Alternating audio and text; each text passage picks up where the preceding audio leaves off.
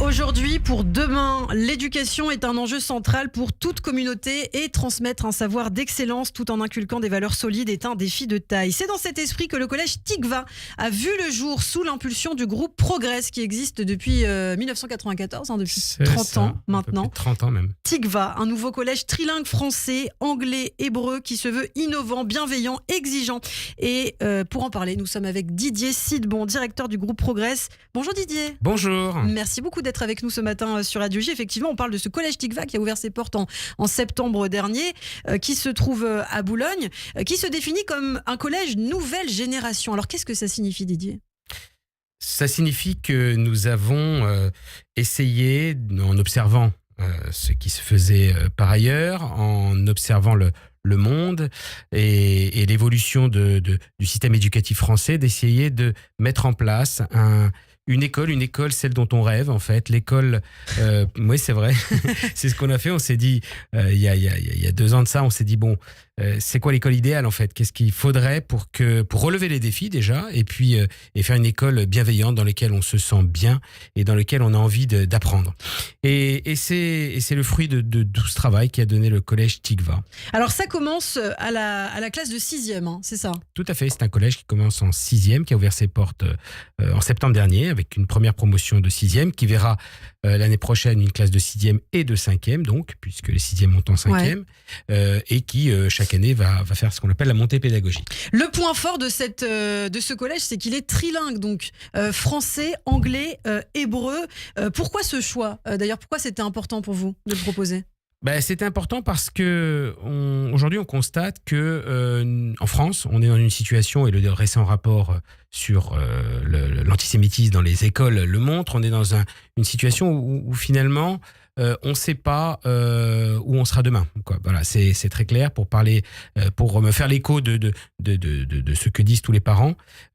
Et on s'est dit qu'il fallait former très jeune les enfants pour qu'ils soient exportables, pour qu'ils puissent travailler n'importe où dans le monde et qu'ils puissent s'adapter à toute situation. Et donc, très jeune, on s'est dit qu'il fallait, et le 7 octobre évidemment a bouleversé les choses et nous renforce dans notre idée qu'il fallait préparer nos enfants à pouvoir vivre et s'exporter et s'adapter à n'importe quelle situation dans le monde parce que la situation aujourd'hui est un peu plus complexe. On veut à la fois former des enfants, des élèves et des futurs adultes qui soient exportables, mais également qui soient forts en France aussi, c'est-à-dire avec des bases solides, avec une identité juive très claire et qu'ils soient capables demain de défendre ce qu'ils sont aussi. On va parler de l'identité juive, mais justement, concernant les langues, en fait, ce qu'il faut dire, c'est que c'est pas seulement un enseignement d'anglais, français classique, c'est que certaines matières sont enseignées directement dans ces langues-là.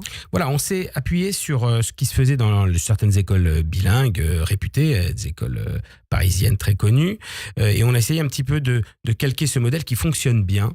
Et c'est un modèle dans lequel, évidemment, on renforce le volume horaire des cours d'anglais, d'hébreu, qui sont enseignés dès la 6e d'ailleurs, mais pas seulement, puisque dans certaines matières, les cours ont lieu en anglais. Ouais. C'est le cas donc notamment... des maths en anglais. Voilà. Alors... L'horreur pour moi, quoi.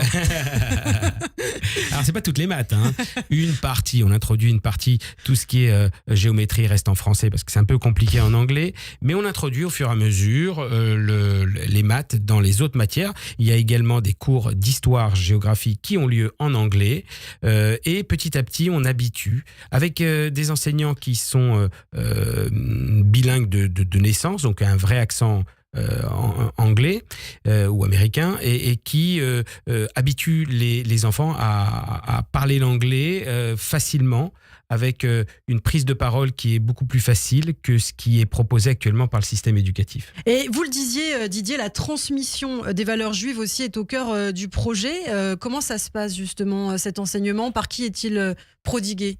Alors, donc, Collège Tikva est une école juive traditionnelle qui dispense des cours de Kodesh sous la supervision du Rav Eli Lemel qui nous a aidé à construire le projet pédagogique sur le Kodesh. Et on met beaucoup l'accent effectivement sur les valeurs du judaïsme avec le chesed, la transmission, l'aide, la solidarité. Et ça, c'est quelque chose qui est très important parce que les cours de Kodesh collège sont des cours au cours desquels on applique une méthode, celle du Reforman. C'est une méthode dans laquelle l'enfant est acteur du texte.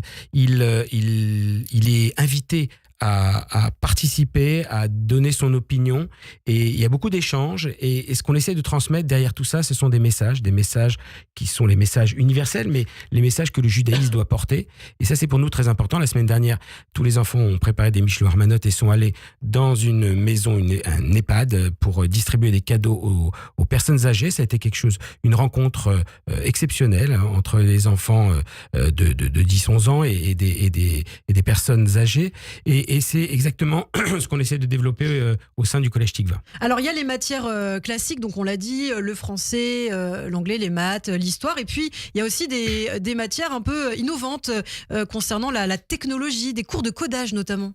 Des cours de codage, des cours d'intelligence artificielle. On essaye effectivement d'ouvrir les enfants à tout type d'enseignement, que ce soit dans le domaine artistique ou dans le domaine technologique. L'intelligence artificielle fait partie de notre réalité. Eh oui. Et il est important que dès le plus jeune âge, ils soient initiés, qu'ils comprennent un petit peu les enjeux pour ne pas se trouver finalement passifs, mais plutôt actifs dans ce domaine. Et il y a beaucoup d'autres choses, beaucoup d'autres thèmes sur lesquels on essaye de les éveiller, puisqu'il y a également des cours de théâtre. Ouais. Nous mettons en place tous les midis des ateliers lecture, parce que la lecture c'est quelque chose qui est au centre. Et ça on peut le choisir, c'est pas imposé. Non, c'est pour tout le monde, mais après il y a une façon de proposer aux élèves sans leur imposer les textes qu'ils vont lire ou les sujets qu'ils vont aborder. Nous avons démarré la semaine dernière par exemple un atelier échecs, donc ils ont donc un club d'échecs, donc très jeunes, ils s'éveillent aussi à ça. Donc c'est tout un ensemble d'enseignements qu'on leur propose, d'éveil, pour qu'ils puissent s'ouvrir au monde, avec, comme vous le disiez, des fondamentaux aussi qui sont renforcés. Oui. Alors, sur la forme, c'est important de dire que c'est des classes à effectif réduit. Il n'y a pas beaucoup d'élèves par classe. Tout à fait. Notre méthode ne peut s'appliquer et ne peut être efficace que dans la mesure où on travaille avec des petits groupes. Cette année, ils sont une petite dizaine. Et voilà, c'est notre volonté, c'est de ne pas avoir des classes surchargées, parce que ce qui est très important, c'est que dans la continuité de ce qu'on a toujours fait à Progress, il y ait un encadrement, un suivi de qualité. Et même si l'objectif de Tikva n'est pas celui qui était celui de Progress, pas exactement, mais en tout cas, il reste quand même notre ADN. Et notre ADN, c'est quoi ? C'est encadrer, suivre, faire en sorte que l'élève soit épanoui, qu'il arrive à l'école avec le sourire et qu'il se sente finalement bien. Et pour cela, évidemment, il faut des classes à effectifs pas trop chargés, parce qu'on a besoin d'individualiser au maximum notre enseignement, parce qu'il y a beaucoup, beaucoup de choses qu'on doit transmettre et que chaque élève est unique et qu'il faut évidemment pouvoir les encadrer. Et puis il y a l'uniforme aussi, l'uniforme obligatoire. Oui.